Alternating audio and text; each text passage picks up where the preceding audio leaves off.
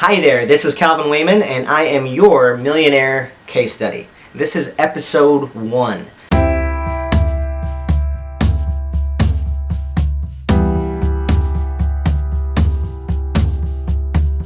Now, in this episode, I'm going to go over 3 main things.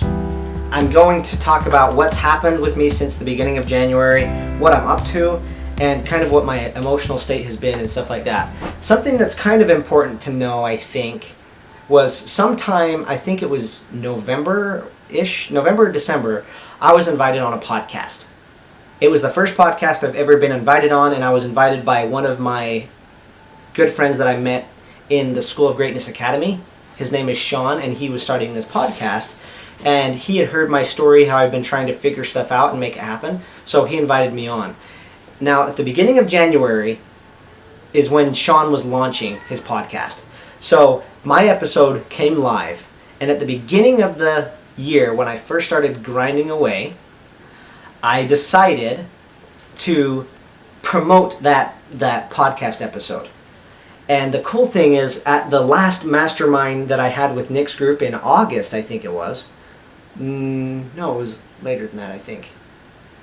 No, not in August. It was like November. Yeah. So I had one in August and then November. We had a group mastermind, and there Nick provided us with his photographer that took professional photos of us. So I used a professional photo to promote my podcast. And I personally had conversations with people on my Facebook and just reached out to them and said, "Hey, how's it going? Would you do this huge favor?" I called it a right hook. If you read Gary Vaynerchuk's book, Jab, Jab, Jab, Right Hook, right hook is the ask. I had just barely finished the book over the December holiday, so I was calling it the right hook. Anyway, side note.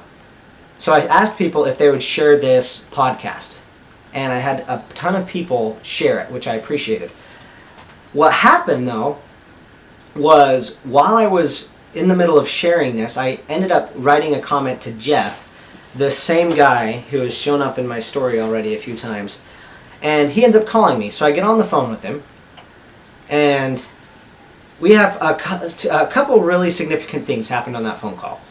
First of all, I talked to him and asked, what should I do with this entrepreneur thing? Like, I submitted the Entrepreneur Magazine article to them at the beginning of December, and I hadn't heard back from them. They told me it could take up to 12 weeks, but I wondered if there's anything I should do. And Jeff was like, no, it's not too big of a deal. Maybe send the editor, who's now the new editor, an email so that you're on his radar. Other than that, it shouldn't be a big deal. So I was like, okay. And then Jeff asked me what my plan was, my big plan was for the year. And I told him that I planned to move to a small town by the end of March or the beginning of April. And he was like, okay, why is that? And here's why. One of my goals with my business, with being an entrepreneur, is I want to be able to have a business that I can do anywhere with just an internet connection and a cell phone. That's my goal. And so my lease in my place is up at the beginning of April. And so what I decided that I was going to do is I'm going to go to a small town where I don't have a ton of in-person connections. So the idea right now is to force me into either sinking or swimming. That's reality what it's going to do, because I don't want to get an employee job. So I want to force myself to figure something out. And I explained this to Jeff on the phone. And he was like, have you talk to Nick about you leaving and you're planning on moving in 3 months? I was like, I don't think I have. He was like, well, that's not a good idea. You should tell him. It's like, you need to go to Nick and let him know what you're planning on doing, and so he can help you get into positive cash flow so that you can survive and live when you're there. You've got 3 months to make it happen. So I was like, yeah, you're right. So hold on to that for a sec, because that's significant right after this story. So the first thing I told you was I was calling Jeff about if I need to contact Entrepreneur, because they haven't reached back to me for 3 weeks. So I'm going to my email this very same day to email the editor to just see if there's anything I need to do, or just to stay on his radar. I go to my email and I notice that I have a tweet, a retweet of some kind. And for me to get an email retweet, it was kind of interesting because I barely had started Twitter. I have only been on Twitter really active since the end of December, so less than a month ago. And so I click on the retweet, and it says, retweet by entrepreneur. I was like, what? I click on it, and it's my article. I'm like, holy shit, it's live. This wasn't supposed to be live till like March. And I double check and look at it. I look on my phone and make sure if it's the real thing, and it is freaking the real thing. I'm like, holy crap, it's real. Like, something I wrote and created is now live online with freaking none other than Entrepreneur Magazine. This is nuts. I freaked out. I was so freaking pumped, so excited. I ended up calling Jeff and said, dude, did you call Entrepreneur Magazine right after I got off with you and have them do something? He's like, no. I was like, then you're not going to believe what just happened. And I told him. He was like, no freaking way. It was just super crazy how it happened. But anyway, this was also the same day that people were promoting my podcast. So now, all of a sudden, I have some people promoting my podcast, and now there's other people promoting my entrepreneur article. And for this day, for some reason, it felt like I was all over social media. And I had tons of people, not tons, at least maybe between 6 and 12 over the next couple of days contacting me saying, hey, congratulations, or hey, I want you on my podcast, and stuff like that. And it was a really good day. Luckily that day too, sometimes I go down to Nick Unsworth's house like every other Tuesday in the evenings.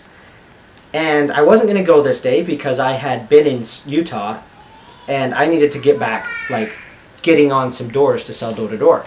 So I went, but that day it was raining like crazy, so I didn't go door to door. Instead, I just celebrated with my wife and my 2-year-old son. And since I didn't go selling door to door, I was like, you know what, I'm going to go down to Nick's house anyway because I need to do what Jeff said. So I went to Nick's house and I told him, hey, I'm moving. I'm going to be moving at the end of March or the beginning of April. I need to do something. And Nick and I kept talking, and we came up with an idea that, so I have a great long-term strategy that's working. I'm getting noticed on Entrepreneur. I'm going to get on other magazines that will help me become a greater speaker and stuff like that. But what I need to also do is something that's more tangible right now. And we came up with me being a social media manager.